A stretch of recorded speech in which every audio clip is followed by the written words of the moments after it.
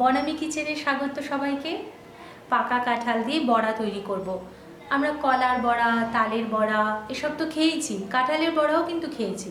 আমি একটু ডিফারেন্ট স্টাইলে করব, খেতে ভালো লাগবে, মুচমুচে হবে। তাহলে দেখে নিই কীভাবে বানাচ্ছি। এর জন্য একটা পাকা কাঁঠাল তো নিতেই হবে।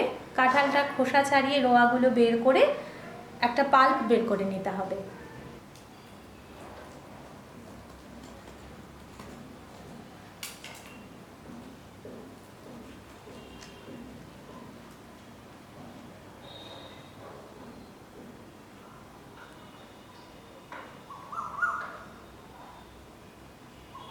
এবারে কাঁঠালের রোয়াগুলো থেকে বীজটা বের করে নেব, আর ভেতরে এই যে একটা লাল লাল থাকে না, এটা ফেলে দেব।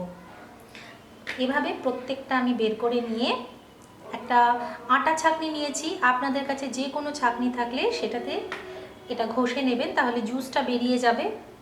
না হলে পরে ব্লেন্ডারেও কিন্তু ব্লেন্ড করে নিতে পারেন। আমার ব্লেন্ডারে পছন্দ না এই কারণ ওটাতে আঁশ থেকে যায়। এবারে এইভাবে একটু হাত দিয়ে চটকে নিতে হবে।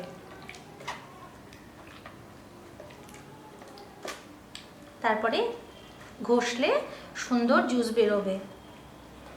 কাঁঠালটা ভীষণ রসালো। এই রেসিপিটা বানানোর জন্য কিন্তু একটু রসালো কাঁঠাল লাগবে, সেটা দেখে বাজার থেকে কিনতে হবে।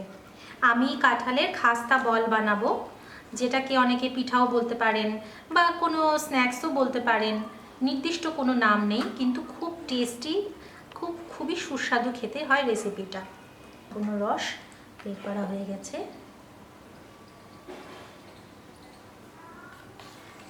রসটা দেখুন কি সুন্দর। এটা দিয়ে কিন্তু দারুণ হবে রেসিপিটা। কাঁঠালের পাল্প 1 বাটি, সুজি নিয়েছি হাফ বাটি, আর ময়দাও 1 বাটি। যেই মেজারমেন্টটা বলেছি আপনারা পরিমাণটা যদি কম বেশি করেন সেই অনুপাতে কিন্তু করে নেবেন। প্রথমে একটা খালি বাসন নিয়ে নিয়েছি, এর মধ্যে আমি দিয়ে দিচ্ছি কাঁঠালের পাল্পটা, দিয়ে দেব ময়দা, সুজি, চিনি। আপনারা এর মধ্যে কিন্তু একটু নারকেল কোড়া দিতে পারেন, তাতে খেতে ভালো লাগবে। আমি ফ্লেভারের জন্য খুব সামান্য পরিমাণে ঘন দুধ দিলাম, সামান্য নুন। এই সব দিয়ে ভালো করে এবার এটা মিশিয়ে নেব। এটা কিন্তু শক্ত শক্ত হবে, পাতলা যেমন আমরা যখন পকোড়া করি ওরকম কিন্তু একটা পাতলা ডো হবে না, আটার ডোয়ের মতন একটা হবে, শক্ত শক্ত। এখনও আমি যতটা শক্ত চাই হয়নি, সেই জন্য আর একটু ময়দা দিয়ে দিচ্ছি।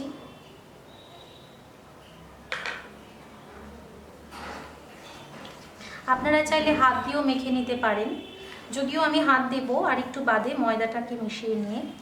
হাত দিয়ে মাখলে বেশ ভালো হয়। আমি হাত দিয়ে এটা ভালো করে মেখে নিচ্ছি। দেখুন এইভাবে, খুব বেশি মাখার আর দরকার নেই, সব কিছু কিন্তু মিশে গেছে। এবার আমি হাতে একটু ঘি মেখে নেব, তাহলে চিপচিপ করবে না। এর গায়েও একটু লাগিয়ে দিলাম।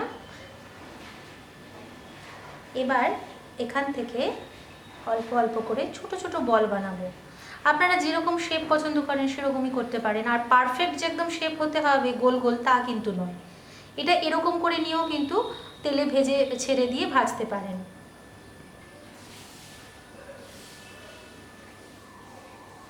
এইভাবে আমি প্রত্যেকটা বানিয়ে নিচ্ছি।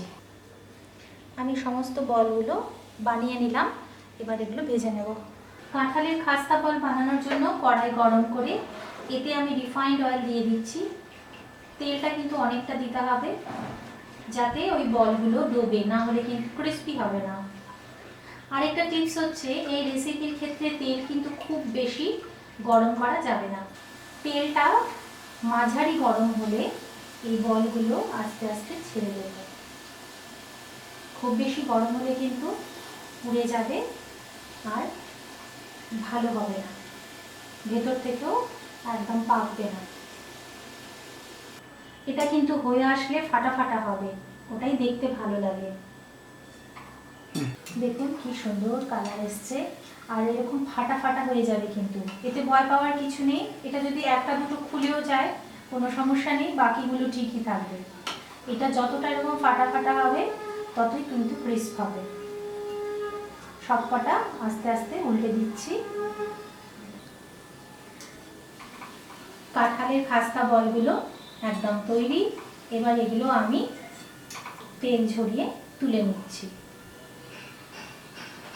কাঁঠালের খাস্তা বল তৈরি।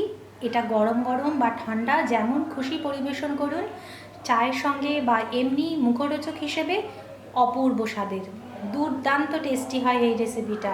আর এটা না বেশ কিছুদিন রেখেও মানে স্টোর করেও কিন্তু খাওয়া যায়। রেসিপিটা আপনাদের ভালো লাগলো আশা করছি। ভালো লাগলে বন্ধুরা অবশ্যই বনামি কিচেনকে লাইক শেয়ার করবেন, সাবস্ক্রাইব করবেন, আমার ভিডিওগুলো দেখবেন। ভিডিও দেখার জন্য আপনাদের অনেক অনেক ধন্যবাদ।